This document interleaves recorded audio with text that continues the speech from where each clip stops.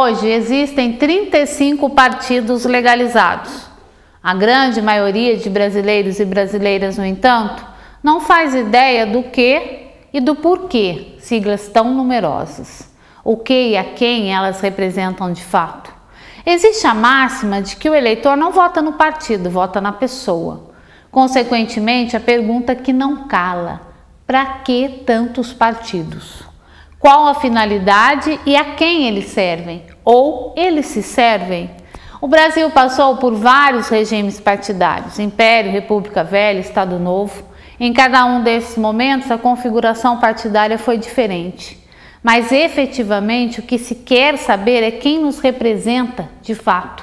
As eleições presidenciais mostraram em números que muitos estão insatisfeitos com o governo atual. O candidato da oposição obteve 48,36% dos votos válidos, mais de 51 milhões de votos. As urnas não mentem, não há assistencialismo capaz de afogar o que a população sente na própria carne. Mas é necessário que existam líderes que compreendam esse novo momento e façam a leitura correta dos movimentos que tomam conta das ruas. Das bandeiras, faixas, gritos de socorro, daqueles que não aguentam mais ver o país submergido em escândalos promovidos por homens que deveriam ser bons exemplos e são réus, confessos ou não, se valendo da colaboração premiada para aliviar sua pena. Qual a condenação necessária para quem destrói a vida de inocentes úteis espalhados por essa terra? Nenhum suplício pode sanar a dor de milhares de famílias que estão subjugadas nesse emaranhado enredo. Quem vai promover e conduzir a vontade das ruas? Qual a leitura da soma desses fatores? Mudança.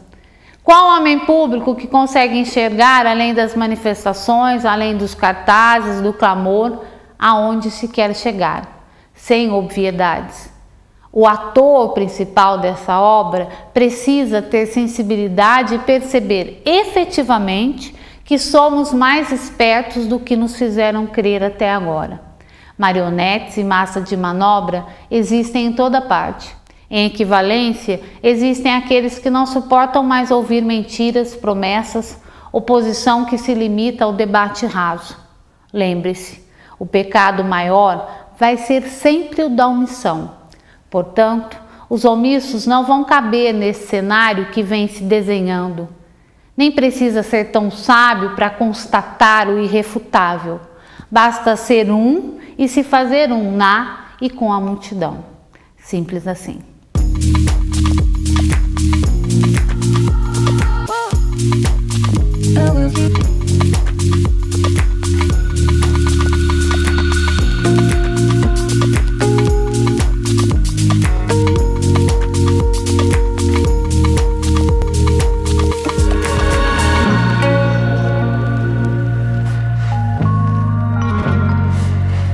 Bom, no Rolando um Papo de hoje, eu tenho a honra e o prazer de receber José Henrique Reis Lobo, um dos principais nomes do PSDB em nível nacional. Ele já coordenou a campanha do José Serra para prefeito, para governador, para presidente. Quando o Serra ganhou as eleições, fez questão de enfatizar e agradecer José Henrique Reis Lobo em nível nacional. E eu tô com ele aqui ao meu lado. Lobo, prazer. Você sabe que é sempre um prazer conversar com você e receber você no meu programa. Pô, não, Adriana, eu também fico muito feliz de poder estar aqui em Guaratinguetá e estar de novo conversando com você. Eu também tenho por você um enorme apreço, muita admiração, inclusive, pelo trabalho que você faz, de modo que um convite seu não tenho como recusar. Então eu também estou aqui e espero atender aí a sua expectativa e dos seus telespectadores. Ô Lobo, você é um dos principais tucanos, né? E eu costumo dizer que você é tucano de 4 costados, né? Tucano nato, como Carlinhos Goulart, né? Que defende os tucanos aonde quer que vá e participou da fundação do partido na época de Covas, de Fernando Henrique, das grandes lideranças do PSDB que foram responsáveis e que são responsáveis pelo que PSDB é hoje. No âmbito, em tudo que está acontecendo, com toda essa crise, até mesmo com a possibilidade de quase o PSDB voltar ao poder com a votação do Aécio, qual é a análise que você faz desse momento para o partido? Bom, eu acho, na verdade, que o país todo atravessa uma situação extremamente complicada, muito difícil, né, do ponto de vista econômico, do ponto de vista político. E o PSDB, evidentemente, que tem nessa conjuntura um papel que eu acho de muita relevância. Mas acho que o PSDB, na verdade, Adriana, está numa fase de ainda buscar, né, a sua posição diante desse quadro, que é um quadro adverso para todos os brasileiros. Eu espero que o PSDB, com mais algum tempo, ele possa resolver as suas questões internas, não é? E apresentar para o país um projeto alternativo de poder. Eu sou franco com você, acho que nós ainda não temos, pelo menos não temos um programa que possa dar respostas, né, às grandes pretensões legítimas do povo brasileiro. Que contemple até a ausência, o vácuo de poder que ficou, né? Exatamente, é isso mesmo.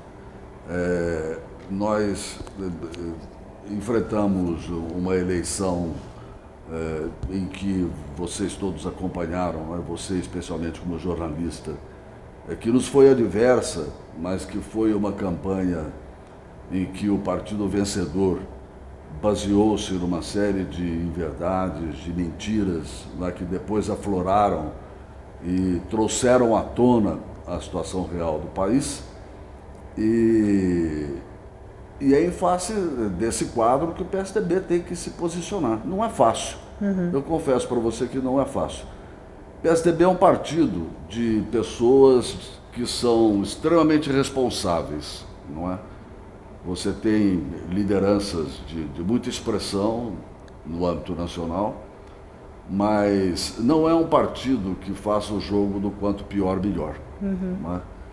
Então, diferentemente do PT, que quando o Fernando Henrique assumiu, especialmente o segundo mandato, iniciou uma campanha, logo aos dias depois da posse do Fernando Henrique, para decretar o seu impeachment, não é?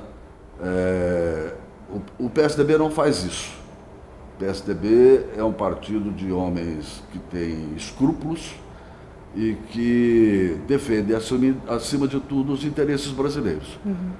Não é um partido capaz de querer incendiar o país para poder alcançar o poder.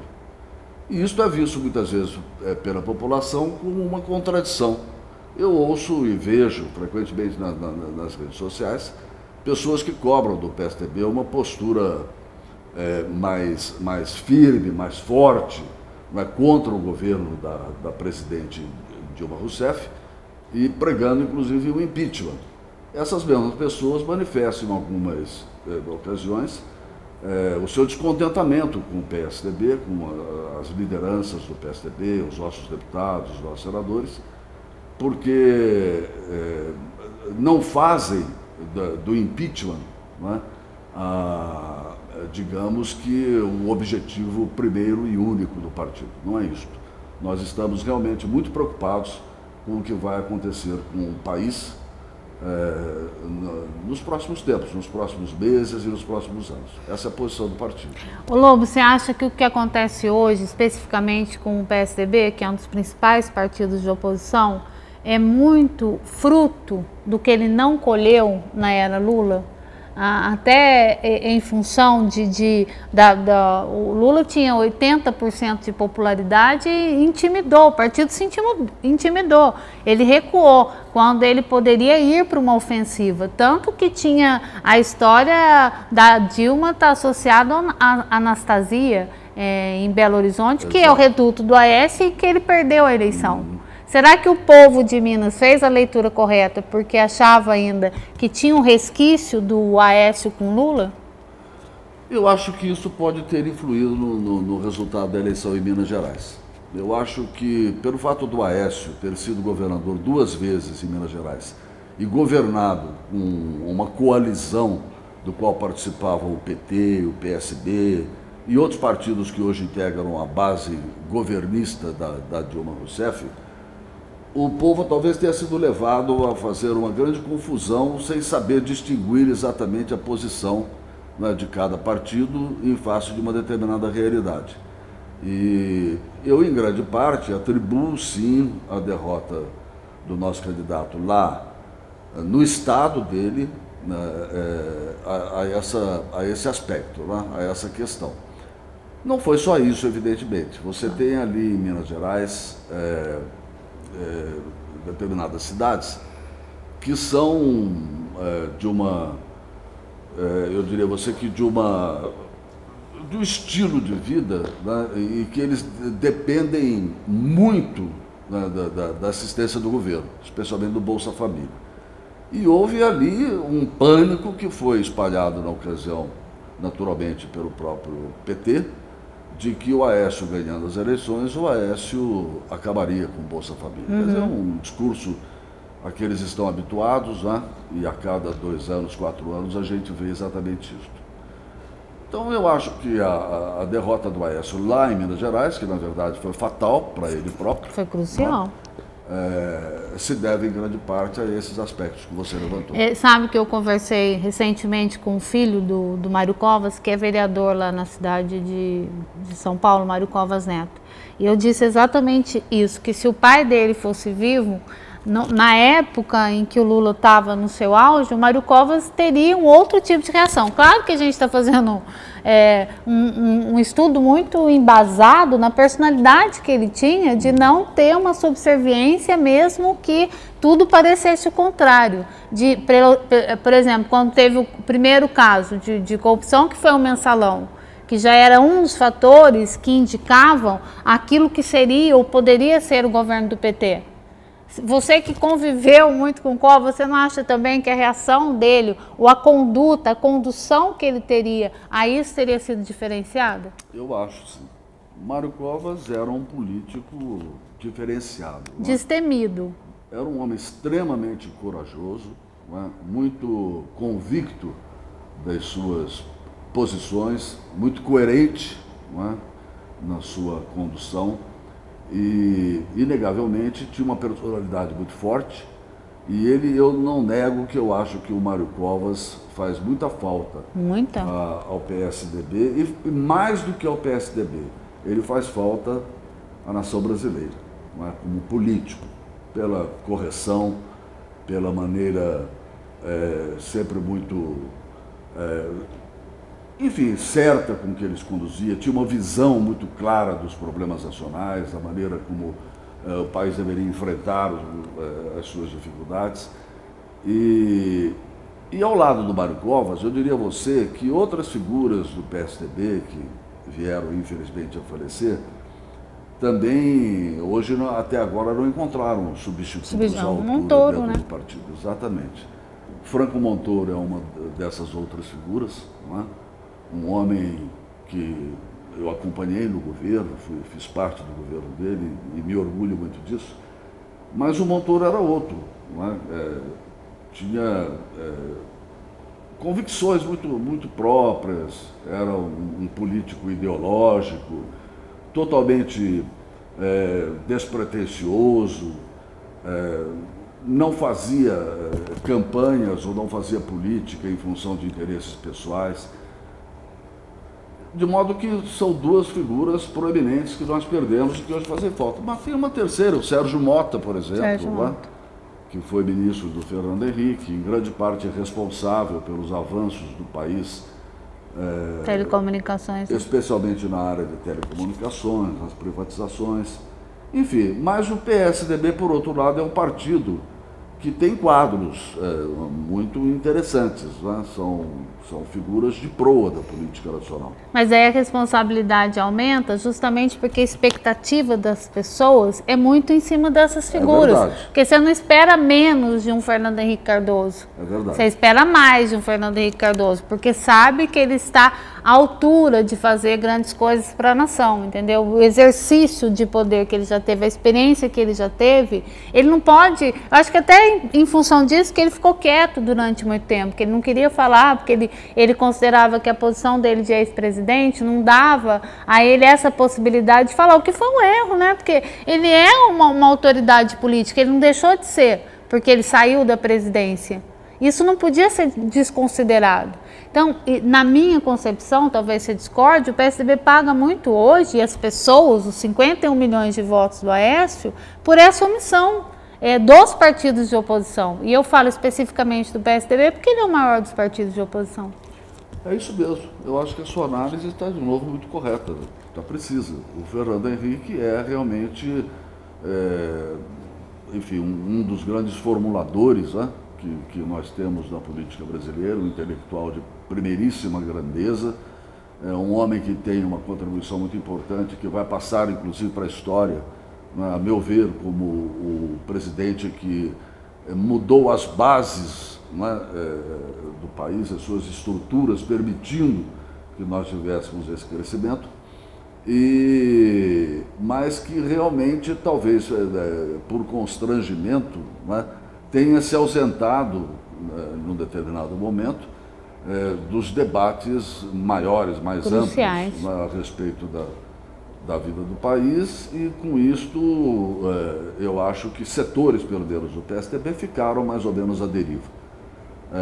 Mas o Fernando Henrique hoje, de novo, está com suas forças renovadas, né, voltou a falar, e estabeleceu no norte, inclusive. Você percebe que as diretrizes traçadas, né, ou pregadas, preconizadas pelo Fernando Henrique, acabam quase sempre definindo, né, as posições, não só do PSDB, mas de políticos de outros partidos, mesmo que seja no sentido de se opor, né, àquilo que o Fernando Henrique está dizendo. Bom, eu estou conversando no Rolando um Papo de hoje com uma figura queridíssima, ele é muito importante no contexto da política nacional, foi um dos fundadores do PSDB, é muito querido por nós aqui de Guaratinguetá, embora não tenha nascido aqui, já recebeu até título. Ele não nasceu aqui, mas todo mundo acha que o Lobo é de Guaratinguetá. José Henrique Reis Lobo, um giro rapidíssimo, nós já voltamos.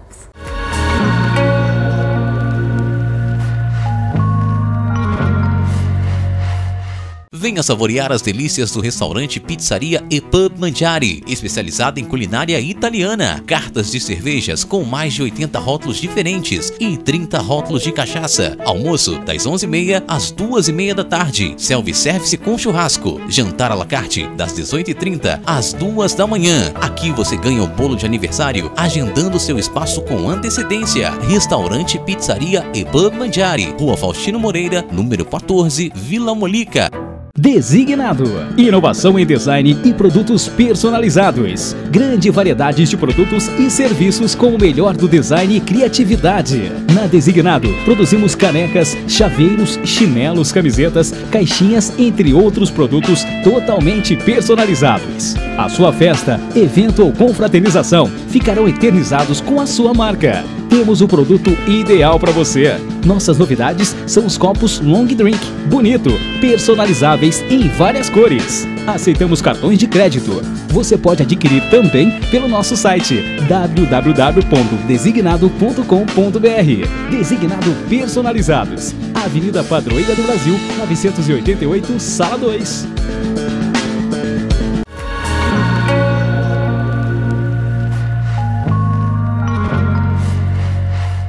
Estou conversando hoje aqui no Hotel Golf Clube dos 500, um lugar belíssimo, e recebendo um amigo de longa data, José Henrique Reis Lobo, um dos principais políticos deste país. Você sabe que... tá aqui o Carlinhos Goulart também, que nós gostamos muito, acompanhando aqui o Meu Lobo. Amigo também, muito de muito tempo, né, Lobo? Você tem grandes amigos e de bastante tempo. Sinal que você é um bom amigo, que você conserva as suas amizades. De fato, eu tenho muitos amigos de Guaratinguetá. O Carlinhos, evidentemente, tem um lugar muito especial no meu coração. Né? Por todas as razões, porque convivemos na política, mas também fora da política. E também é outro tucano de 4 costados, né? Eu tenho falar mal do PSDB para ele, pra você ver o que acontece. Um apreço muito forte por ele. E toda vez que eu sinto muito orgulho, sendo aqui de Guaratinguetá, quando eu vejo alguém da cidade, alguém que a gente conhece que deu certo. E eu já falei isso para você outras vezes, até quando a gente foi no Frei Hans, que seu filho foi candidato, a gente foi visitar a Fazenda da Esperança em Guaratinguetá, pedindo até para o Frei Hans apoiar o Thiago. Eu falei, nossa, eu não esqueço quando o Serra ganhou a eleição, a primeira coisa que ele falou foi agradecer você, que era coordenador da campanha. Ele não agradeceu mais ninguém, primeiro a mim, que eu estava assistindo a entrevista, ele falou assim, quero agradecer José Henrique Queiroz. Eu falei, bom, eu conheço. Bom, você resolveu falar de artes agora no Facebook, eu até, esses dias eu falei para você, eu falei, não, uma pessoa como você não pode sair da política porque as suas opiniões e até a sua forma de lidar, sendo um ótimo articulador, é muito importante para o país nesse momento, né, de transição. A gente não achava que o Aécio chegaria tão longe, né? A morte do Eduardo Cunha, ela foi peremptoriamente responsável pela trajetória positiva do Aécio Neves, embora alguns achassem que a Marina teria vez nesse cenário, e aconteceu o contrário. Agora, com essa crise, né, crise mundial, o Brasil passando por sérias dificuldades, provavelmente alguns querem que mude aí o ministro da Fazenda, a Dilma totalmente perdida nesse cenário, nesse contexto, mais do que nunca o partido ele tem que prestar contas a esses 51 milhões de eleitores que votaram contra tudo isso que está aí.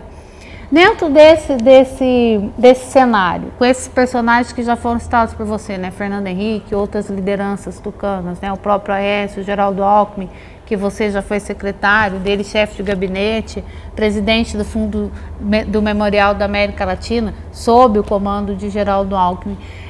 Como que vocês vão reagir agora? Você acha que as pessoas vão se decepcionar de novo com o posicionamento do PSDB? Não, eu não acredito que vão se decepcionar. O PSDB é aquilo que todos nós sabemos, é o que eu estou dizendo a você, é um partido constituído de pessoas que têm um senso de responsabilidade aguçado e que não vai absolutamente fazer política baseada no quanto pior, melhor. Nós não queremos absolutamente que o Brasil fique pior do que está e, se pudermos, nós vamos dar a nossa contribuição no sentido de que esses problemas eles venham a ser superados pelo governo da Dilma Rousseff. Isto pode trazer, evidentemente, alguma incompreensão por parte daqueles que querem o afastamento da presidente a qualquer preço e a qualquer custo. Né? Mas não é esta realmente a filosofia do PSDB. Até diria você que dentro do PSDB ainda tem alguns que defendem, né, essa postura. Mas eu, pelo conhecimento que tenho do partido, pela observação que faço, pelas conversas que mantenho, o que eu percebo é que essas figuras não são absolutamente majoritárias, né, dentro do PSDB. Elas não têm força suficiente para ditar os rumos do PSDB, as suas políticas, os seus projetos, as suas plataformas. Agora, de qualquer maneira, o que eu penso é que o PSDB, na questão do impeachment, houve um começo em que o partido, para procurar uma sintonia, não é, com os movimentos sociais, aqueles movimentos de rua, especialmente nas grandes capitais, o PSDB teve um discurso que foi interpretado como muito favorável ao impeachment da Dilma e essa coisa toda. Mas, de outro lado, eu particularmente, Adriana, confesso para você que sempre me coloquei numa posição oposta a essa questão do impeachment. Contra o impeachment? Contra. Primeiro porque eu nunca encontrei razões suficientes do ponto de vista jurídico, inclusive, para que se decretasse o afastamento da presidente. Entendi.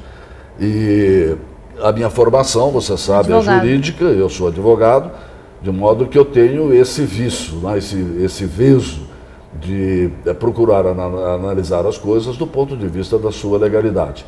Acho que realmente o afastamento da Dilma, sem que haja uma culpa estabelecida formalmente, não é, contra ela, poderia realmente ser recebida pela população como um golpe de Estado. E isto eu acho que o PSDB não deveria macular a sua história envolvendo-se em episódios como esse. Essa é uma questão. A outra questão, eu sou muito franco com você, Eu acho o seguinte, eu acho que realmente para nós tirarmos o país dessa situação encalacrada em que ele se encontra do ponto de vista político, como eu disse, também e talvez principalmente do ponto de vista econômico, é preciso realmente que se tomem medidas muito duras e muitas vezes antipáticas à população, porque são medidas que vão implicar, evidentemente, no bolso, né, de cada brasileiro, de cada brasileira. E eu acho que esse ônus deve caber especificamente a quem criou essa situação, não é? Que é o PT. O PT é o grande responsável por essa crise sem precedentes que nós estamos vivendo no país. Então deve caber a ele tentar tirar o país dessa situação. Se o PSDB assumisse o poder, eu acho que, inegavelmente, nós também teríamos que adotar algumas medidas impopulares, né, para que nós recuperássemos a economia e o Brasil pudesse voltar a ocupar um lugar de destaque no cenário internacional. Só que, neste caso, nas próximas eleições, o PT estaria nas ruas responsabilizando o PSDB, não é, por ter adotado políticas que, na verdade, teriam levado a algum sacrifício à população brasileira. Então, eu sempre achei que não, que se aparecer algum motivo realmente muito sério, que tenha base na Constituição, base legal, para decretar o impeachment da Dilma Rousseff, eu acho que neste caso também nós não podemos fugir da nossa responsabilidade. Mas aí não se poderá dizer que se cometeu um golpe de Estado. Entendi. Porque aí seria uma medida prevista na Constituição da República e na legislação infraconstitucional do país. Não é? Fora disso, me parece que realmente isto é uma aventura em que o partido, felizmente, parece que realmente não vai participar dela. Também a linha sucessória não é nada animadora, né? Se sai a Dilma, entra o Temer. Pois é. Se o Temer não pudesse, por qualquer motivo, agora, assumir, o Eduardo Cunha, que já também está sofrendo um processo na própria Câmara de cassação de mandato. Quer dizer, o quadro político do país, ele está muito aquém daquilo que se deseja para uma nação que tem o mínimo de decência. Né, o PT, ele desmistificou, ele foi desfigurado e desconstruído pela própria sua ação enquanto governo. Claro. Não precisou que nenhum partido de oposição fizesse isso, porque a gente já concluiu aqui que os partidos de oposição não fizeram. Exato. Ele se desconstruiu sozinho. Mas se a gente analisar nesse contexto que você está falando, da questão ética e até embasado na lei da Dilma não sair, mas se ela sair também entra um Temer, eu fico muito temerosa com tudo que tem acontecido, que a gente tem visto.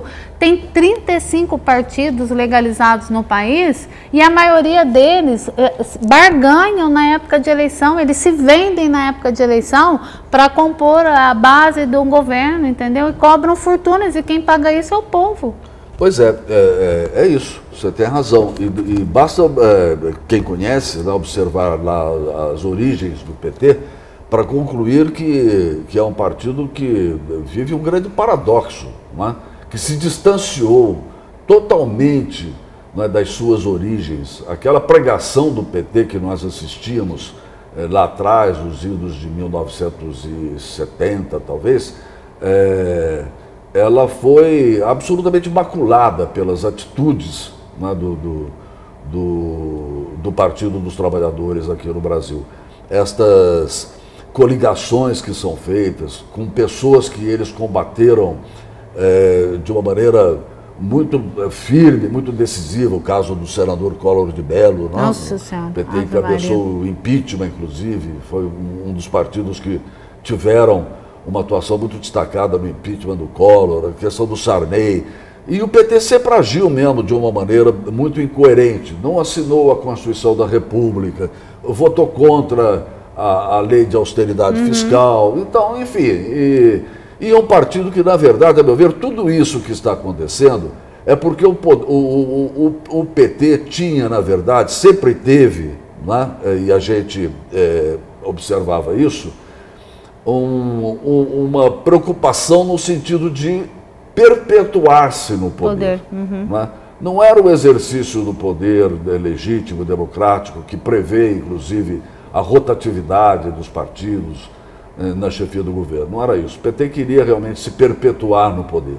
E aí acabou sendo levado a essas práticas que antes eles condenavam, não é? Mas que agora eles são, na verdade, os verdadeiros protagonistas dessa história lamentável. Você lembrou-se bem, nós vivemos um momento na política brasileira absolutamente lamentável, não é? A presidente da República, enfim, acusado de ter mentido frequentemente ao país, especialmente na época da campanha eleitoral, o ano passado, em 2014. Nós temos o Lula, né, que continua com essa desfaçatez, né, que chega a ser irritante, né, dizendo que não sabe de nada. Ele não sabia do Petrolão, ele não sabia do Mensalão, ele não sabia que o filho dele estava se enriquecendo, né, com suspeitas de que fosse através de negócios não tão ortodoxos, e que a moça lá, que se dizia ser namorada dele, né, também praticava uma série de atos que depois vieram à tona e a população toda acabou tomando conhecimento. Enfim, ele nega isso terminantemente até hoje, não é? E assim o PT vai. Ele não se corrige. Este episódio do Petrolão, pela sua gravidade, deveria ter despertado nos próceres, nos políticos petistas, né, uma reflexão a respeito deles enfrentarem essa situação e admitirem, inclusive, as suas responsabilidades, as suas culpas perante o país. Mas eles não fazem, não é? O que nos leva a crer que, se eles continuarem no poder, se tiverem a chance, vão fazer exatamente o que fizeram até agora. Infelizmente, a situação é essa. Como você disse, nós temos o Eduardo Cunha, que o PT apoia, não é? Enquanto o PSDB tem, pelo menos agora nos últimos tempos, procurado destituí-lo do cargo de presidente por achar que a conduta dele é incompatível com o exercício da função, o PT, ao contrário, não é? Se organiza no Congresso Nacional para defender o mandato e a presidência do Eduardo Cunha, em troca do apoio do Eduardo Cunha ao veto a qualquer iniciativa de impeachment da Dilma Rousseff. E no Senado Federal é o Renan Calheiros, que teve que renunciar ao seu mandato na legislatura passada, não é? Para poder salvá-lo, para não se tornar inelegível, porque seria cassado, processado e ia se tornar inelegível. Está aí também envolvido nessas questões todas, mas são as três maiores figuras da República. A presidente da República, o presidente do Senado Federal e o presidente da Câmara Federal. Quer dizer, este é o retrato do quadro político brasileiro. Eu estou conversando hoje aqui no Hotel Golf Clube dos 500 com o José Henrique Reis Lobo. O Lobo é advogado, é um político bastante conhecido em nível nacional. A gente vai dar um giro rapidíssimo, não sai daí que nós já voltamos.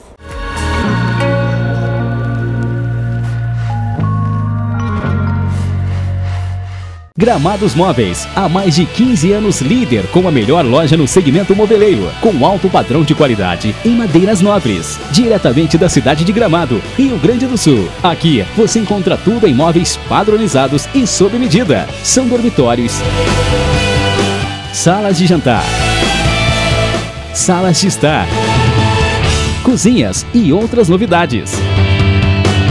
Forma de pagamento facilitada e aquele atendimento personalizado que só a Gramado Móveis consegue fazer. Confira! Maravilhosa sala de jantar com 8 cadeiras por apenas 10 vezes de R$700. Qualquer móvel tem 20% de desconto no pagamento à vista. Profissionais treinados e exclusivos da loja, garantindo qualidade e pontualidade na entrega do seu produto. Tá esperando o quê? Vem pra cá! São 4 lojas para melhor atendê-lo. Gramados Móveis, tradição, qualidade, pontualidade que a sua família merece.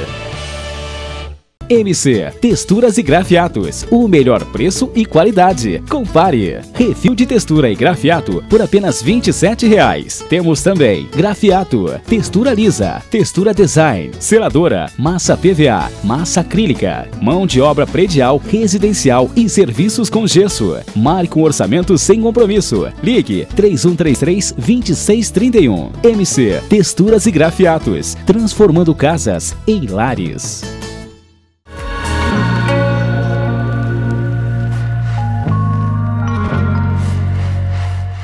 Bom, no Rolando um Papo de hoje, eu recebo José Henrique Lobo. Ele é advogado, mora em São Paulo e, atendendo ao nosso convite, está hoje aqui na cidade de Guaratinguetá, veio especialmente para nos conceder essa entrevista. Já falamos de vários assuntos, inclusive da falha do PSDB ou da ausência do PSDB num contexto político tão importante do país como um principal partido de oposição, né? Tem 35 partidos, mas tem 3 que ditam as regras: PMDB, PT e PSDB. Estou pensando aqui em tudo que a gente já falou. Maquiavel nunca foi tão feliz no seu termo, né? Dos fins justificam os meios. A essência maquiavélica hoje ela é a diretriz da forma que tem sido conduzida a política do país. Você concorda com isso? Concordo plenamente. Agora, veja bem, com relação às lições de Maquiavel, eu acho que, na verdade, ela permeia a atividade política desde que ela existe. Maquiavel escreveu O Príncipe, que é a sua principal obra, no ano de 1500. O Brasil estava sendo descoberto. E se ele escreveu aquela obra naquela ocasião, é porque ele já constatava que a prática política não diferia muito da que nós temos assistido hoje. E, infelizmente, é assim. Política realmente... não a política, os políticos, eu acho que têm realmente exagerado muito nessa questão de defenderem interesses próprios em detrimento dos interesses da população. Agora, Adriana, eu queria fazer um comentário com você, um pouco paralelo, mas apenas para lhe dar um exemplo como são essas coisas. Quando você lê nos jornais ou vê na televisão comentários a respeito do que está acontecendo, por exemplo, nos bastidores do Vaticano, com cardeais arcebispos, alguns em flagrante conspiração contra o Papa, e o Papa, que tem hoje realmente um grande apelo popular, é um homem, enfim, muito charmoso e que tem uma capacidade extraordinária de comunicação com a população. Sim. Você veja que nenhum setor está infenso a esse tipo de coisa. O que se esperava da igreja, evidentemente, esse é o senso comum, é que não se envolvesse, os bispos e os cardeais não se envolvessem nesse tipo de coisa. Mas eles são seres humanos, como qualquer outro. Então, eu acho que, de certa forma, faz parte da natureza humana, esta luta pelo poder, esta ambição para o poder. É lamentável, mas infelizmente é uma realidade contra a qual fica muito difícil nós lutarmos. Daí a gente vai citar Hobbes, né? Que o homem é o lobo do próprio homem. Exatamente, é isso mesmo. E essa constatação, você acha que ela está mais inserida dentro dessa fotografia mundial hoje, então, do que os fins justificam os meios? Eu acho, na verdade, que sim. Eu acho que é uma coisa assim, a corrupção, ela é, de certa forma, generalizada. Ela não distingue nações, não diferencia fronteiras. Eu acho que ela existe, onde existe um conglomerado de pessoas disputando uma posição de destaque num determinado círculo social. Claro que a política é mais abrangente, então isso aparece com mais evidência, talvez. Agora, o que ocorre é que aqui no Brasil, infelizmente, nós estamos extrapolando. A situação chega a ser dramática. Eu diria a você até que talvez não seja na história do Brasil o único período em que isto ocorre, com com esta violência, com esta virulência toda. Talvez não seja. Eu me recordo de leituras, naturalmente, né, que contam da época do Getúlio Vargas como ditador, mesmo na época do Getúlio como presidente da República, não é? E que acabou se suicidando pelas denúncias de corrupção nas quais estavam envolvidos seus assessores mais íntimos, inclusive familiares seus. Então eu acho que essa coisa da corrupção não existe, só que institucionalizada como ela está, porque esta é a realidade, ela é institucionalizada pelo PT, por força do seu projeto de poder, né?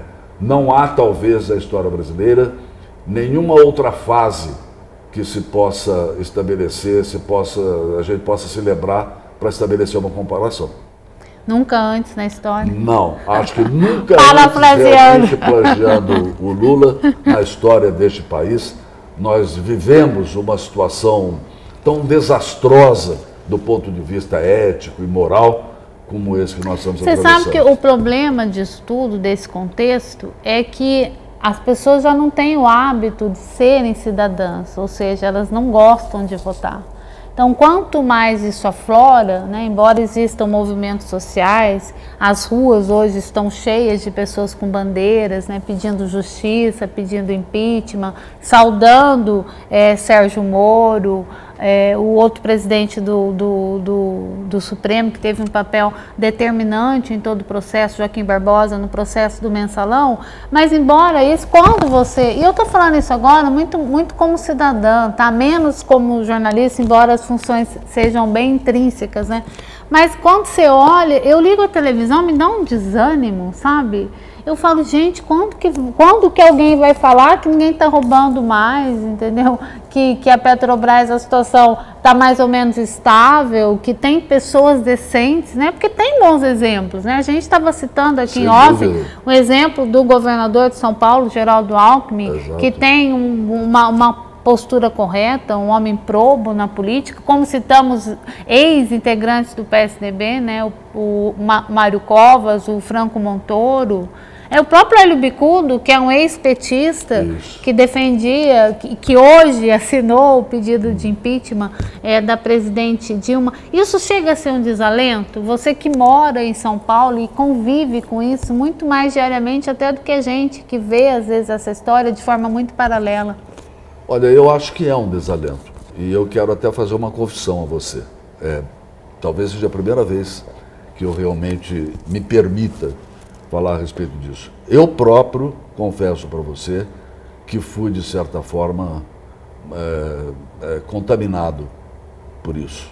Eu fiquei realmente, muito abalado com tudo que está acontecendo e com a desmoralização total da classe política. Hoje, você se identificar perante a população como um político, você, evidentemente, na mesma hora levanta suspeitas sobre o seu comportamento, sobre a sua conduta. Ela pode ter sido rigorosamente ilibada, em toda a sua trajetória. Mas, neste momento, o político brasileiro atingiu um tal grau de desmoralização que as pessoas já não são capazes de distinguir entre os que são corretos e os que não são. E colocam todos na vala comum, e isto realmente é muito ruim e serve, como você acabou de enfatizar, realmente de desestímulo para que você continue militando nessa atividade, e isso, inegavelmente, foi uma das razões que eu, na época, trabalhei para me afastar, não de todo, evidentemente, porque é difícil, enfim, mas de ocupar cargos e funções públicas, entendeu? Enfim, de grande visibilidade junto à população, sem nenhuma dúvida. É um grande desestímulo para quem quer se conduzir na política de maneira séria, correta e ilibada. Você fala que você é político, chega a ser ofensivo. Estou me lembrando que o Fernando Henrique ele deu uma entrevista memorável para o Alberto Dines, num dos livros do Dines, que entrevistava personalidades de vários segmentos, e uma delas foi a política, e um dos entrevistados foi o Fernando Henrique. Eu até já comentei isso aqui nesse programa. Nessa entrevista, o presidente fala da governabilidade, né? Que na época em que ele foi presidente, muitos falaram que ele deu vazão, deu espaço para vários partidos que não tinham sintonia com o PSDB, que tinha uma ideologia totalmente diferente do PSDB. Então ele disse que era necessário para a governabilidade. Exatamente. Que é a mesma argumentação da presidente Dilma Rousseff, né? Que para ela fazer a governabilidade, ela precisa abraçar todos. Você acha que esse exemplo, ou essa governabilidade, pode tudo? Não tem um limite moral e ético até para você chamar para parceiro determinadas pessoas? Olha, eu acho que a coisa não é assim. No governo do Fernando Henrique, aliás, em todos os governos da República, mesmo nos governos do Estado de São Paulo, historicamente, você não consegue realmente governar se o seu partido, você como o chefe do governo, não faz, naturalmente, coligações com outros partidos, né, que muitas vezes têm diretrizes diferentes do seu. Agora, de qualquer maneira, há um limite para a conduta das pessoas. Você veja uma coisa, no governo do PT, mesmo os políticos que foram absorvidos pelo governo da Dilma Rousseff, que é o caso, por exemplo, do PMDB, parece que eles são escolhidos a dedo. Estão todos envolvidos em corrupção. O Edson Lobão, né, que está metido em suspeitas, o tal de Negrobot, enfim, e assim vai. São todos eles. No governo do Fernando Henrique, nós não tínhamos isso. Nós não tínhamos denúncias de atos de corrupção tão graves, né, como esses que nós assistimos hoje, que é uma coisa disseminada. As pessoas convivem com isso dentro do PT com naturalidade, sem nenhum constrangimento. Mesmo os militantes petistas, os simpatizantes do PT, eles não se convencem de que seria preciso que eles tomassem uma atitude no sentido de mudar os rumos de novo do partido, para que o partido pudesse retomar lá atrás as suas origens. Não é? Pelo contrário, eles justificam. Você viu que agora, essa semana passada, houve um ato, eu não sei exatamente em que estado, em que o Lula esteve presente, em que a militância do PT saudava o José Dirceu como um guerreiro do povo brasileiro. E tinha lá as fotografias de todos os petistas condenados pela justiça, não é? Brasileira por atos de corrupção. Quer dizer, o petista não, ele acha legítimo, entendeu? Que se faça isso. É uma coisa incrível. Eu acho que aí está a diferença, talvez, entre o PT e outros partidos. Em outros partidos do PSDB, a prática desses atos seria cobrada de uma maneira muito forte pela militância, exigindo inclusive a expulsão, né, de quem estivesse envolvido nisso e de maneira cabal e provada, como é o caso deste pessoal do PT. Mas o petista, pela sua formação, não sei se pelo seu próprio caráter, não é, mas pela sua personalidade, com certeza, ele acha que está tudo bem. Tudo se justifica em função do projeto de poder que o PT tem, que é no sentido de se perpetuar no melhor estilo do bolivarianismo. É o passionalismo que beira o irracional. Exatamente. Bom, eu estou conversando hoje aqui no Rolando um Papo com José Henrique Reis Lobo. Um giro rapidíssimo, nós já voltamos.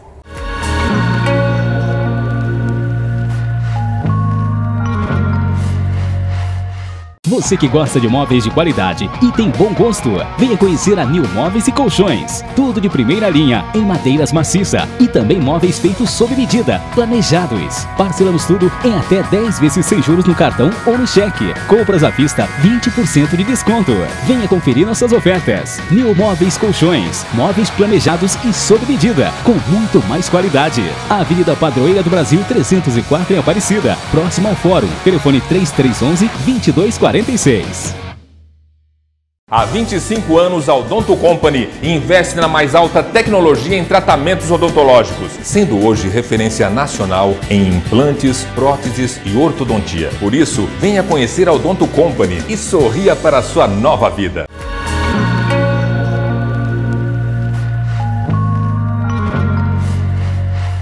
Estou recebendo hoje aqui na cidade de Guaratinguetá, no Hotel Golf Clube dos 500, um lugar maravilhoso. E aqui são feitas as gravações do programa Rolando um Papo numa sessão dos queridos, né? O Roberto Nogueira, que é o diretor do Hotel Golf Clube dos 500, e do Rodrigo Alt, que é o gerente do hotel, que possibilitam que as gravações do nosso programa sejam realizadas aqui, para a gente, num momento como esse, levar um pouco de beleza para vocês que estão acompanhando o programa, tentar quebrar um pouco os paradigmas tão contrários, né? Tanta coisa bela que tem nesse país. Lobo, ano que vem tem eleições municipais, São Paulo está uma efervescência, o Haddad, prefeito, fazendo das tripas do coração, provavelmente para poder se reeleger. Essa Marta sai do PT, vai para o PMDB, que também eu fiquei passada, viu? Quando ela foi para o PMDB e fez aquele discurso, eu falei, gente, eu já vi quase de tudo. Quando você pensa que você já viu de tudo, aparece algo que fala que você ainda vai ver muita coisa. Você acha que tem algum nome já do PSDB para a Prefeitura de São Paulo? Embora eu tenha visto alguns nomes, né? Até do vereador que a gente estava falando aqui, que é muito seu amigo, que hoje ele está fazendo aniversário. Isso, exatamente. Pode ser um Aliás, eu deixei de ir para poder honrar o compromisso que eu assumi com você. Porque eu sou chique, né, bem? Então, o seu filho vai ser candidato a vereador, o Thiago? Não, eu tenho a impressão que não. Pelo menos até agora ele não manifesta nenhuma intenção nesse sentido. E com relação ao PSDB de São Paulo, o partido ainda não tem um candidato escolhido. Vai fazer de novo, pelo que consta, uma prévia. Nós temos alguns nomes que já se manifestaram no sentido de que desejam disputar, que são o André Matarazzo, que é um vereador lá da capital, o João Dória Júnior, que é um empresário de muito sucesso, enfim, um executivo de grandes qualidades. Nós temos o ex-deputado Zé Aníbal, que hoje é suplente do senador José Serra, que também parece ter interesse nisso. O Ricardo Trípoli, que é deputado federal, ligado à questão do meio ambiente. E, que eu saiba, o Bruno Covas, que também, informalmente, diz que poderá vir a disputar essas prévias. Além desses nomes, há outros que são objeto de especulação. Por exemplo, o atual secretário da Segurança Pública de São Paulo. Mas eu não sei realmente se ele confirma essa intenção, até porque ele não ingressou no partido, pelo menos até agora. Agora, essa prévia deverá ocorrer talvez no mês de fevereiro, não sei se exatamente antes do Carnaval ou logo depois, mas vai ser um pleito muito difícil, para o PSDB inclusive. Não que o PSDB não tenha chance de ganhar as eleições, tem, a meu ver, muito mais em função do desgaste dos demais candidatos, junto à opinião pública, do que propriamente pela penetração dos nomes que o partido está cogitando, né, junto ao eleitorado lá de São Paulo. Você tem a Marta Suplicy, que entrou no PMDB com o propósito de disputar as eleições, porque sabia que no PT ela não teria chance, já que a candidatura será do Fernando Haddad. Tem o próprio Fernando Haddad, naturalmente, que é o prefeito, e tem o Celso Russomano, que é um nome que já disputou outra eleição e que é forte pela sua presença nos meios de comunicação de São Paulo e pelo recall que recebeu da sua última participação no pleito eleitoral lá. Não acho que seja impossível para o PSDB ganhar as eleições de São Paulo.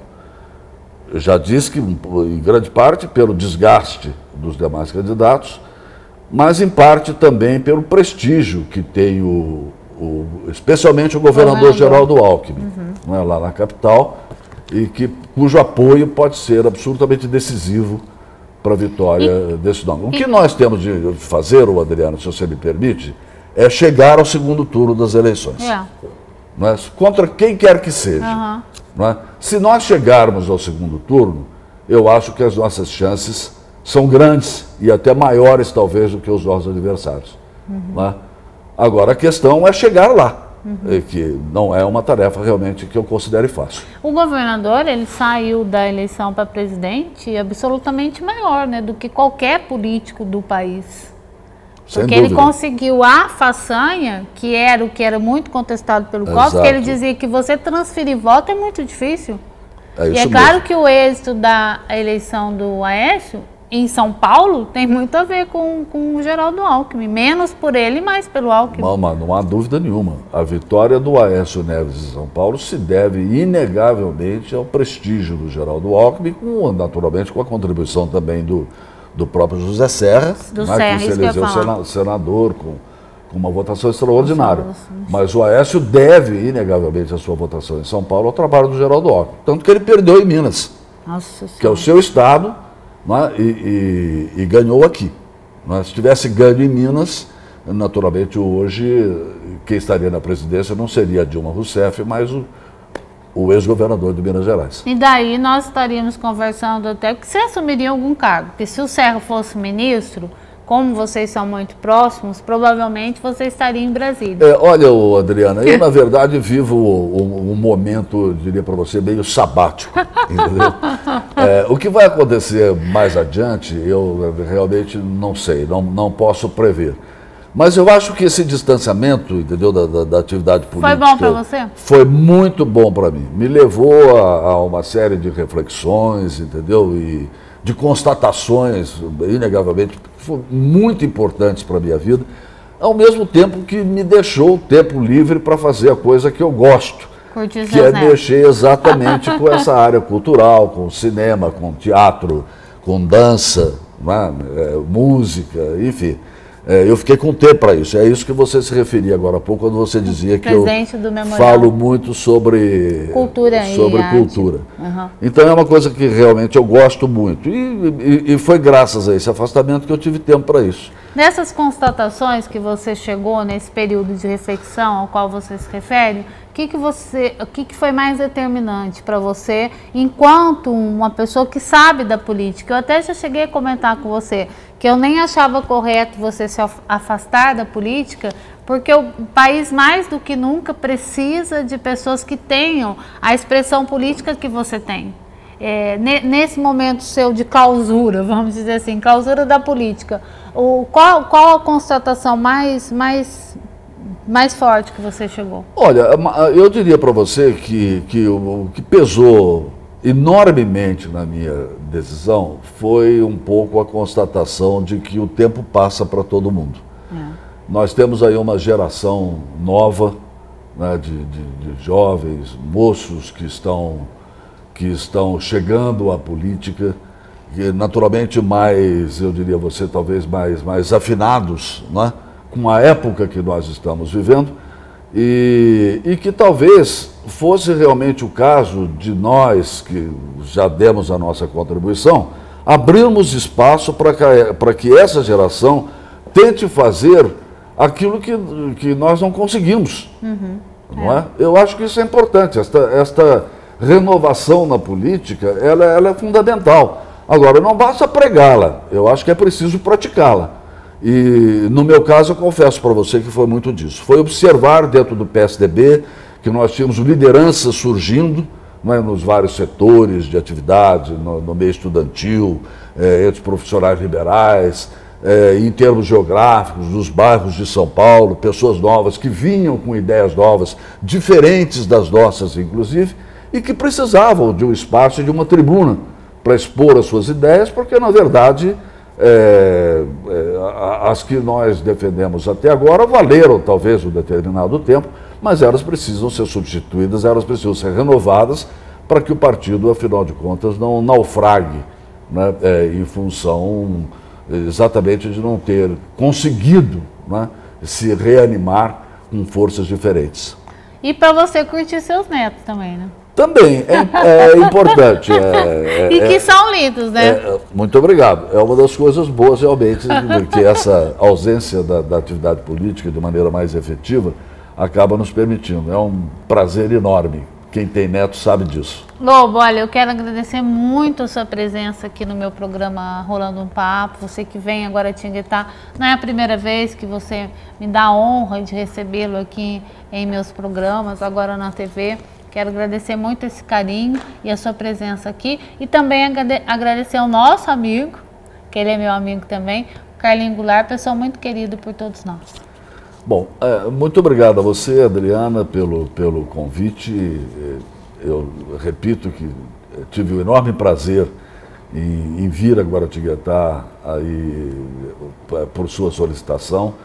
Eu tenho um grande apreço por você e a admiro muito, não só como pessoa que conseguiu se firmar, né, num meio que é esse jornalístico, em que também as coisas não são fáceis, nós sabemos exatamente como mais ou menos que isso funciona, mas também ter conseguido gravar o seu nome, não é? Nesse cenário você é uma pessoa respeitada, e quando você disse que quando o Serra veio a Guaratinguetá para falar com você, foi a convite meu. Eu quero só fazer uma correção. Ele veio, eu realmente o convidei, mas ele veio porque ele tem por você muito apreço, ele a conheceu na campanha eleitoral e guardou de você uma lembrança muito boa. Tanto que quando eu o convidei, ele, sem titubear, me disse tranquilamente que viria, como realmente aconteceu. Então, muito obrigado a você pela oportunidade, um grande abraço e também aos seus espectadores.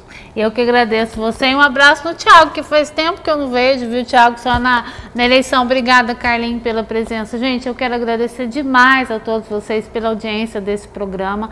Agradecer ao Roberto Nogueira e ao Rodrigo, ao diretor e ao gerente do Hotel Golf Clube dos 500, que permitem que as gravações do programa Rolando um Papo sejam realizadas aqui. Agradecer a Priscila Barbeta, que é editora desse programa, a Valéria Vendraço, que é minha maquiadora, ao Alex Silva, que é o diretor do programa Rolando um Papo, mas especialmente a você, que está aí acompanhando a gente fielmente, né, com fidelidade. A parceria com vocês me fortalece. Um beijo, até a semana que vem.